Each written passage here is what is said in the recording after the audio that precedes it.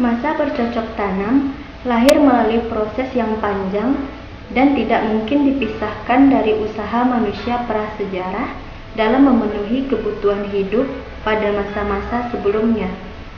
Betapa sulitnya bertahan hidup dalam kala Pleistosen dan pasca Pleistosen tercermin dari perkembangan budaya yang sangat lambat dan memakan waktu yang amat panjang.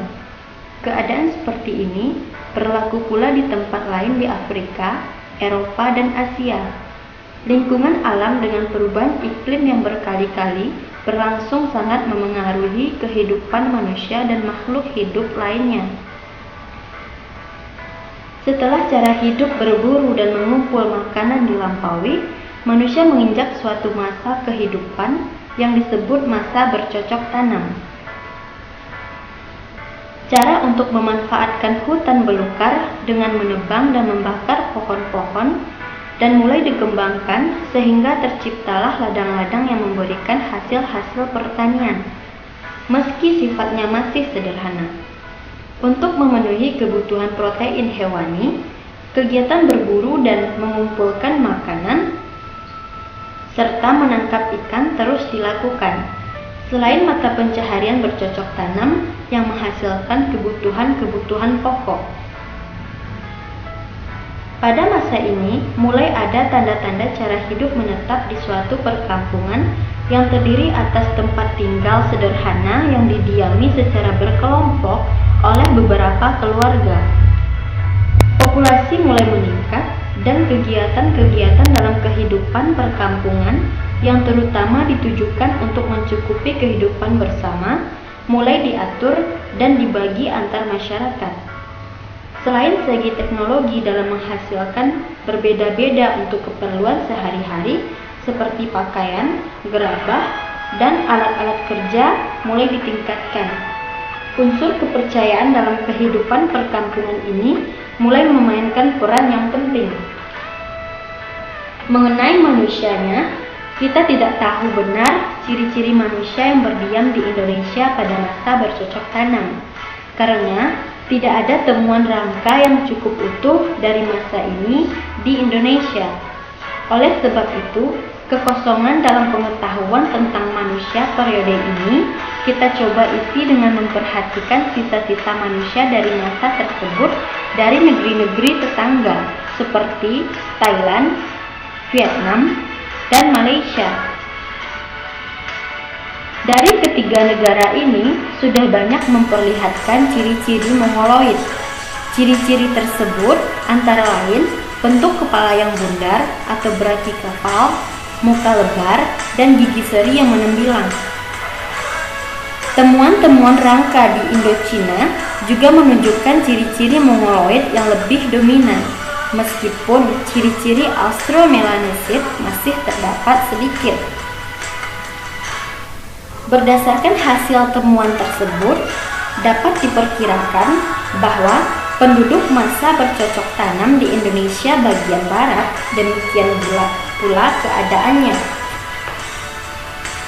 Kemudian mengenai sistem kehidupan masyarakat pada masa bercocok tanam, yaitu menekankan kepada sistem gotong royong, di mana gotong royong merupakan kewajiban yang sama-sama dirasakan keperluannya oleh setiap anggota masyarakat.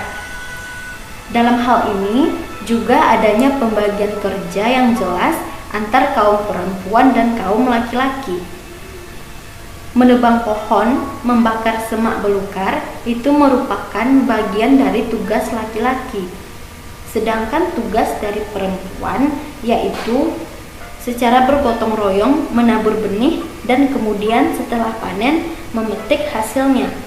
Selain dari itu, tugas perempuan yaitu menjaga ternak di rumah dan anak-anaknya. Selanjutnya, mengenai sistem ekonomi masyarakat pada masa bercocok tanam lebih menekankan kepada sistem ekonomi barter. Dalam hal ini, masyarakat melakukan tukar-menukar barang seperti barang-barang untuk alat-alat yang digunakan dalam kehidupan sehari-hari dan juga panen yang diberikan dari alam yang mereka olah tersebut. Di masa bercocok tanam, kelompok manusia sudah lebih besar karena pertanian dan peternakan dapat memberi makan penduduk dalam jumlah yang lebih besar. Kepadatan penduduk lambat laun meningkat 2 kali lebih banyak dari masa sebelumnya. Tinggal menetap di suatu perkampungan menimbulkan berbagai akibat yang sebelumnya tidak ada. Penduduk yang tidak berpindah-pindah dan jumlahnya besar, terjadilah penimbunan sampah dan kotoran sehingga timbul masalah pencemaran lingkungan untuk pertama kali dalam sejarah manusia. Wabah penyakit mungkin sudah terjadi karena penduduk sudah besar jumlahnya dan kepadatan mulai meningkat. Sehingga umur atau angka kematian meningkat pula, antara sekitar 35 tahun sampai 40 tahun. Dalam hal ini, muncullah sistem kepercayaan masyarakat terhadap roh yang telah meninggal, di mana salah satu segi yang menonjol dalam masyarakat adalah sikap terhadap alam kehidupan sesudah mati.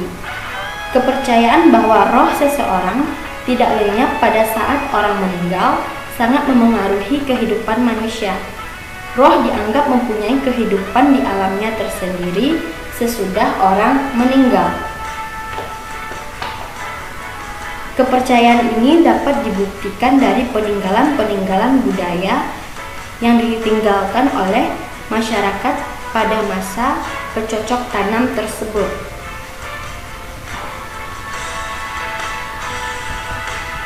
Penghormatan pada arwah nenek moyang dan dipakai untuk pelayanan jenazah.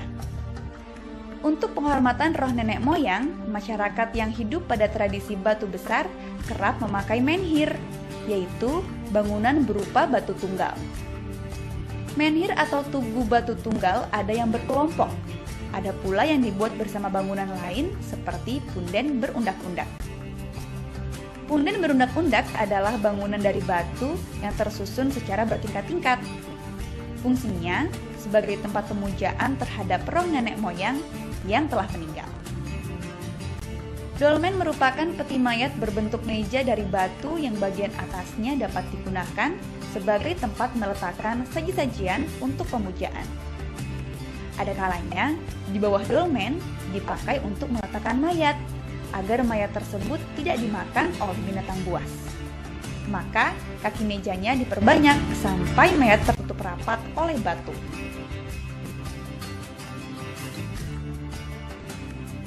Sarkofagus atau keranda batu adalah peti mayat terbuat dari batu. Bentuknya menyerupai lesung dari batu utuh yang diberi tutup juga dari batu. Kubur batu adalah peti mayat yang terbuat dari batu-batu besar. Kubur batu dibuat dari lempengan papan batu yang disusun persegi 4 berbentuk peti mayat yang dilengkapi dengan alas dan bidang.